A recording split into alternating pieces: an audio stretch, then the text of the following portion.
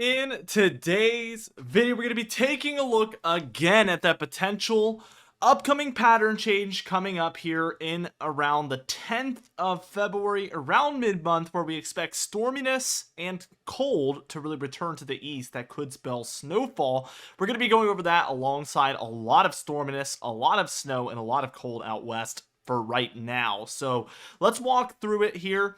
We can see that by the time we're reaching tomorrow, as this video is coming out a little bit later, we already have some storminess taking place out west. Of course, multiple low pressure systems, 1004 up here, 1001 down here for the four corner states, and these are kind of tandem teaming to create a lot of precipitation for many different western states there.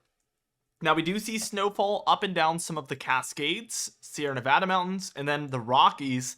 So multiple different areas dealing with a lot of snowfall, lower elevation areas, and coastal regions dealing with rainfall at this point, as we have this really intense Pacific jet that's bringing those storms on shore.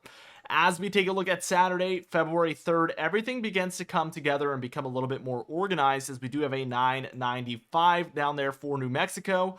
This does have a cold front associated with it right here. And a little bit of a warm front perhaps up here to the north. It's a little confusing, kind of the shape of this low. It's a little different than what we're used to, I would say. That's definitely the way I would put it. But things that are similar to what you're used to is probably the fact that there's heavier showers and perhaps even thunderstorms developing along this cold front.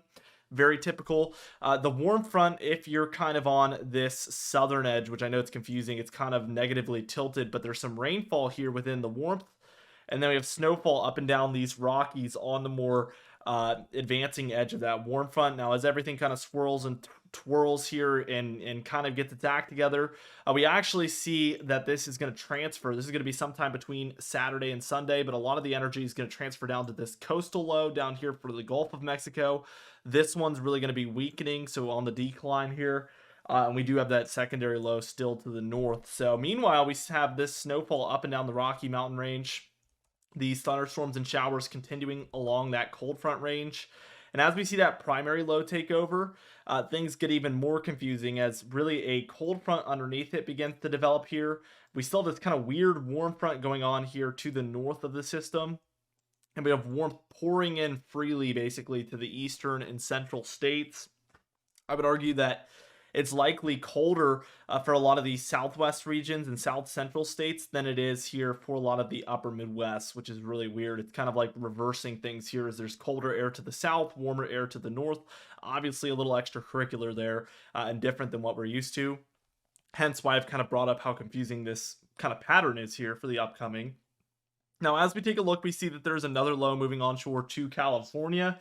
As of this day that we're taking a look at this is going to be storm number 2. We have again rainfall in the lower elevations in coastal regions with heavy snowfall here throughout California, Nevada, Utah there. Definitely very heavy and intense in nature.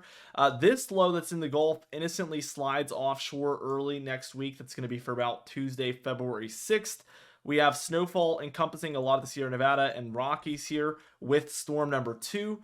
By the time we're reaching later on Wednesday here on February 7th, we see snowfall for a lot of the four corner states. The Rockies here definitely playing a role. We see a massive trough out west overall, and this is creating a big ridge in the central and the eastern states, but especially the central states there.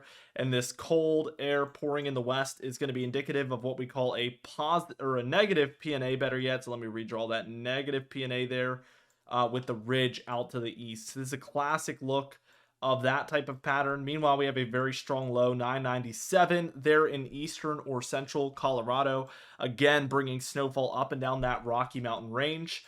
As we keep going towards Thursday here on the 8th, we see that low moves up to the upper Midwest near north central Minnesota there, bringing some snowfall here to the northern plains like eastern Montana, western North Dakota, northern Wyoming, and then also there for northwestern South Dakota. So definitely a pretty interesting situation there on Thursday. For Friday the 9th, another interesting day. I would say this pattern is just overall very wacky. We have a primary low here, 993, way up in Canada. Secondary low joining forces here underneath is 1004 near Chicago. A little bit of a cold front look underneath that. a little bit of a warm front look here. So what we're seeing is the warm air rushing up the east coast by Friday the 9th, cold air pouring underneath. So now the central states are cooling down, and we do have some warmer, more mild air trying to work its way onto the west coast. So all of this, to make it simple, is kind of pointing towards the cold air moving eastward and overall things warming up for the west, which would be pretty much the opposite of what we've seen before this point. Right around the 10th is when I've indicated that this potential pattern change looks to occur, and we are seeing that happening by Saturday the 10th. What we have is a 992 millibar low pressure center in eastern Canada, cold front underneath, and this is helping the cold air to spread eastward. And again, we have a building high pressure system that you can see right here. And that is really helping to move this warm, more mild air onshore to the west, which is just going to continue to force and shove this cold air further and further eastward. And look at this, by the time we're reaching just at the end of the model run on the 10th into the 11th, we've seen warmer and warmer air build along this west coast area here. We even have lows kind of moving over top of it, which is also a good sign. And we have cold air pouring into the east here with moisture moving along this southern jet. This is the good look for potential snowfall anywhere in this area here, so keep that in mind. I mean, this is for the plains, the upper Midwest, the Great Lakes, the Ohio Valley, Mid-Atlantic, and the Northeast. These areas, the light switch is off, obviously, for snowfall and cold. After the 10th, we're seeing the opposite of that, where that switch gets pushed back on, and definitely all of the pieces align with that southern jet. The cold air pouring in, that combination there is going to move a lot of pieces into place. We even have this storm again moving over top, indicative of a very warm high pressure situation down here, which would indicate a positive PNA pattern, which is going to help to sustain this pattern more long term.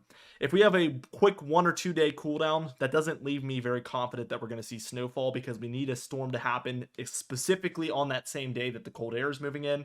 But if I feel more confident in a 5 to 10 day cooler pattern that's moving in, and we have sustainable pieces like a positive PNA that is going to keep the cold air moving over top, that leads me to believe that we don't need a storm to hit on a specific date, just sometime between that 5 to 10 day period, leading towards higher chances of snowfall with the cold air.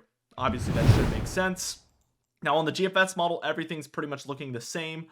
We do have a little bit more cold air on the 6th with a low offshore. If this was the trend west, we could be looking at an interesting situation, especially since there is plenty of cold air rushing down the east coast despite the overall warmer pattern in the central states, and pushing eastward. There's just still some cold air left over and a very strong low offshore. It's just too far offshore at this point. If this was the trend a couple hundred miles further west, which isn't unheard of, we would have a pretty good chance at a snowstorm for the eastern seaboard, because this cold is rather severe. Freezing temperatures all the way down to the South Carolina coast, indicative of potential snowfall if there was a storm close enough, which in this case it's not.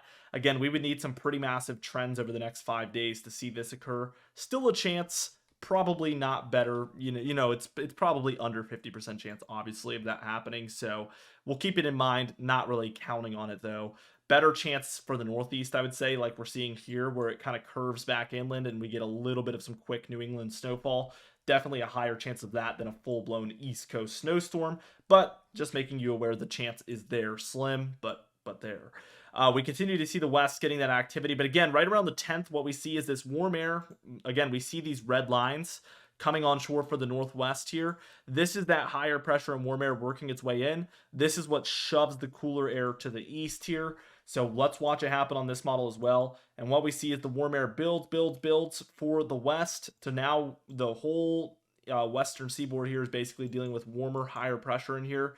This cold air is hanging out for the Rockies, but it's spreading all the way to the northeast, even enough to where we actually have a low here near Cape Cod, and this is bringing some northeast snowfall. So again, that switch gets flipped back on around the midpoint or even earlier in the month.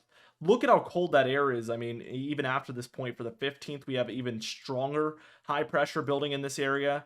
And again, that's indicative of a positive PNA. And this forces all the lows to move over top and dive southward, or move underneath with this southern jet and move in like this. That's the two routes it can take, and they're avoiding this high pressure. As we know, low pressure is like, low pressure and high pressure is like oil and water. They want to move away from each other, around each other, not towards each other and mix. That's not how it works. So keep that in mind. That's a good analogy, I think. We have deep cold air over the eastern states according to this model, but keep in mind it's very far out here, so confidence is moderate at best. But this is our best guess at this point for after the 10th, which is of course, what we have available to us. That's where the science of meteorology is. I was just talking to my girlfriend today. I feel like in 10 years with the recent AI developments, I just don't know how sustainable, weather forecasting is as a career choice. And that's not to say that I'm going away, but it's interesting to me. I think that, within the next 10 years, if development is, as fast as it has been in AI and everything, I feel like there's going to be a perfect AI powered model that can predict the weather perfectly for like 10, 15, 20 days. And that's when people like me, there's no there's no use for us making videos like this except for just sharing the information that the AI is providing. I guess that goes for a lot of industries, but it is funny. But right now, we don't have that strong and powerful of a model, so we're left with what we have, which is our best guess, like I mentioned. Again, don't mean to get too dreary there with the outlook of the future of meteorology and weather forecasting. I think it's exciting and it'll save a lot of lives.